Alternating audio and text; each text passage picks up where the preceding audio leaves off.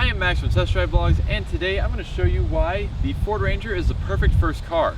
So I've now been daily driving this 1998 Ford Ranger XLT 2-wheel drive 2.5 liter 4-cylinder 5-speed for about 3 years now and about 50,000 miles. And it was actually my first car, believe it or not. I had a Chrysler LeBaron that wasn't really mine because I never actually put my name on the title. This is the first vehicle I've ever had my name on a title.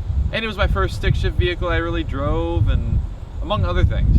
And so let's have a look at what makes it a fantastic daily driver for somebody who's just learning how to drive. So of course you can't really talk about a first car without talking about pricing first. Now Ford Rangers, they've kept their value fairly well compared to a lot of the other small trucks like S10s and Colorados and stuff like that. But they're still, you can still easily find them for under $5,000 easily, even with 4-wheel drive and a V6. This truck costs about $3,000 when I got it with about 143,000 miles. About 3 years ago. And while we're still talking about money, you may be wondering about repairs. And so far the repairs I've had to do to this thing have cost me, the necessary repairs have been maybe $100, maybe $200, somewhere around there. I've replaced the alternator, clutch master cylinder, slave cylinder, and that's really about it. Everything else I've replaced has been because I want to, really, body work and stuff like that. So it's a very, very cheap to maintain as well as drive and own vehicle. And the thing is, included in that price, you still get a vehicle with air conditioning, power steering, power brakes, all of the modern features you would expect for a car from the 90s, and plus more. You can find these with power windows, power locks, power mirrors, cruise control, everything. But they're kind of hard to find with all that stuff, sadly. That's why mine doesn't really have any of that. But it makes it to where less things can break, really.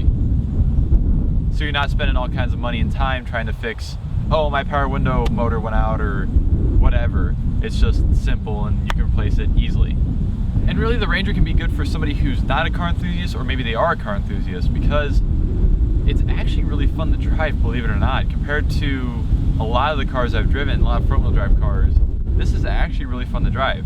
Because it is rear-wheel drive, it is a stick shift. It's basically, you know, you take a sports car, you put a truck body on it. Well, a cheap sports car, like say like a 4-cylinder Mustang, put a truck body on it. This is what you get, really.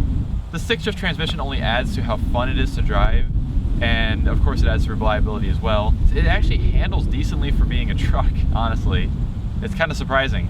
And then of course when you're a teenager, you're looking for something that's cheap to drive. As I mentioned, this thing actually gets really good gas mileage for being a truck, I would say. It gets about 20 to 24 miles per gallon average on highway city. It doesn't really matter where I go. It never really goes below 20.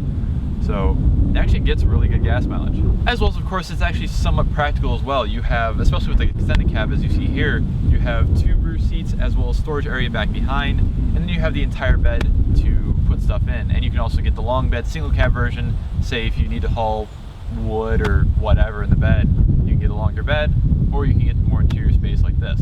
I would recommend trying to fit anybody in the back seat though, unless they're really small, like kids. And going along with how it drives, it actually is very surprisingly good in the winter and snow and all that. I've driven it through 3 winters now. Well, I'm going to be driving it through its 3rd winter with me this winter, and just put some sandbags in the back and it's basically unstoppable. As long as you know what you're doing and you kind of know how to drive in the snow, you can actually get around with this thing very well. And then of course you can get the 4-wheel drive version that can go through the snow even easier, as well as if you live, say, somewhere that you have off-road or something to get to your house, you can get the 4-wheel drive version and it makes your life a lot easier. And then of course one more thing, everybody who really is a teenager and wants a car that's fun is probably going to try and modify it. And the thing is that you can actually do a lot of modifications to these Rangers, especially the earlier ones, like this age. You can do a lot of them to any generation, really. But there's a lot of body parts, there's interior parts. They're easy to work on, as I mentioned, well, for the most part, depending on if you want to try and take out the transmission or not. That's when it gets hard. But you can do all kinds of stuff, lights. There's a lot of options out there for modifications. And so that's really what makes, in my eyes, the Ford Ranger a perfect first car. If you have any comments or anything, suggestions or anything that I missed, put them in the comment section below. And for now, I am out of here. See ya.